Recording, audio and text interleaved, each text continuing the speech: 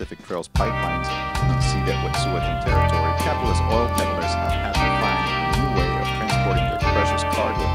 There's a right way to kill and a right way to sigh. There's a right way to laugh and a right way to cry. There's a way to be dumb and a way to be smart, but there is no right way to break a heart. Tell me, what can I say to somebody like you when I'm going away with a somebody new? 'Cause I wanna be friends, though we've drifted apart, but there is no right way to break a heart. So show me the right way to tell you goodbye. No matter what I say, you're going to cry, for there is no right way to tell you we're through. If I could change places, that's just what I'd do. It hurts me so to know we'll be apart, but there is no right way to break a heart. But there is no right way to break a heart. It does contaminate the air at terminals, like an upstream terminal and downstream terminal, and all the other infrastructures involved also have their own risks involved in the train transport of petrol. It also allows the expansion of really bad plants, like the car stations. Are they transporting cars in some of these instances here? So in terms of expansion, there's a right way to kiss and a right way to sigh. There's a right way to laugh and a right way to cry. There's a way to be dumb and a way to be smart, but there is no right way to break a heart. Tell me, what can I say to somebody like you when I'm going away with a somebody new? 'Cause I wanna be friends, though we've drifted apart, but there is no right way to break a heart. So show me the right way to tell you goodbye. No matter what I say, you're going. So there's been a major train derailment near Wadena, Saskatchewan. That happened on October 7th when the train was carrying toxic materials, which of course is the main reason why I'm covering this. Authorities in the area did keep the town of residents of 1,300 people who live in that area away from the smoldering wreckage, and the two people who were actually on the train at the time are both safe, according to CN Rail. However, there's a bunch of other reasons why this is actually important, not just the two very happy that they're safe people, which Darren, you can get more. That's right. There's a whole lot of things about this, so I'm going to speed through it a little bit. So some of the further details were that the train was carrying about 100 cars, 26 of which derailed, and of those 26, about 6 of them were carrying hazardous materials. 4 of them were including either hydrochloric acid or caustic soda, and 2 of them had petroleum distillate. So it is another reference to oil being moved by train. I've got the connection to Lake Megantic. We're just not going to get there yet. Give me 1 second. So there's video of the crash.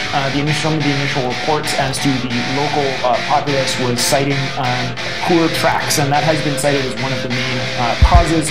including amateur video that was taken apparently with a cell phone of some of the damaged tracks. However, the Toronto Safety Board has reviewed showing that there's actually several hundred kilometers.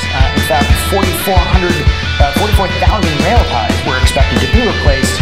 Some of the criticism of the Rail Safety Board has been that they do quite a bit of observation, very little fixing. So they're aware of quite a number of repairs that need to happen. They regularly monitor the situation, but many of the repairs themselves are years and years behind. In addition to this, we also have information about the cars themselves. The cars themselves are Class DOT 111. These cars make up 70% of the transportation industry, and they are specifically for liquid transportation. There's been a report showing that there's 228,000 of these cars in service, and that 92,000 of those routinely carry flammable liquids. Now, what's really important about this is that these cars are about 30 years old. They're not designed for the highly explosive petroleum byproducts, as they're frequently referred to, and there's a lot of questions being asked about upgrading the safety, reinforcing them, or fading them out. The trouble, of course, is that they have 70% of it. Now, a representative from CN made a very important point statement that the rail actually has no authority. They have no way to actually not use these cars. Those decisions are made by the transportation people themselves, and apparently they have no recourse to say you can't use these, even though they've been routinely shown to either be not sufficiently designed for the material that the cars are being carried, or are simply, are simply too old to be doing these. They're putting more and more toxic, more and more vulnerable materials in them. And that's according to CN's own report and the rail company's own reports, that the dangerousness, the danger level of what's being put in them is going up. Meanwhile, the repair status and ability of these cars to actually handle these materials is going down. Two more connections I want to make. I said connection to Lake Megantic.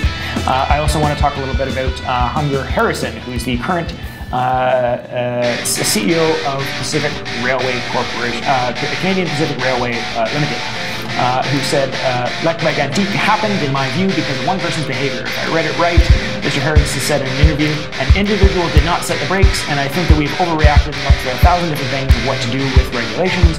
We are not going to write regulations that will stop human behavior. Well, I have news for you. Later in the same article, Mr. Harrison also said Calgary-based CP has to build better tracks and infrastructure, and that the industry is prepared to handle backing crude now that its more explosive properties are known. So he's claiming a number of things. Basically, so investigators also later determined that the oil was far more volatile than most kinds of crude, since backing crude labeled and should be labeled as more explosive. So basically what we've got here is we've got a number of situations happening in convergence, but the head of the Canadian Pacific Railway is saying this is human error, regulation is not the solution. Lots of other people step in saying regulation is not the solution. But we have more and more dangerous materials being transported by them. I'd like to know how human error and not regulation is the problem when we're talking about unrepaired railways. I'd like to know how human error and not regulation is to blame when we're talking about the actual cars that are being transported in them. I'd like to know how regulation is not to blame and yet human error is to blame, and therefore we can't do anything about it, when we know for a fact that the cars being used to transport more and more dangerous materials are not designed for that purpose and are now being old. So yeah, regulation not to blame, human error, we can't do anything about it, so let's just sit on our hands. Definitely. Yeah, that was a lot. So I'm going to leave it at the fact that this is a thing that you'll see continuing throughout all of our lives. The argument against regulation is always that it's too much and too arduous, but the problem with pushing for regulations, it's very hard to point to the times regulation worked, because that's when the bad things don't happen. And it's all we can ever do is say, look, this is what you see these sort of disasters, and then take that as a reason why we need more regulations. And any argument beyond that is just silly. Yeah, and not to mention the final comment is one thing that did not come out in any of these back and forths to certain right-wing pundits, I will not honor by mentioning them, who blame these on eco-terrorists. Just reminding people, because that's the sort of crazy stuff that the right wing has been saying.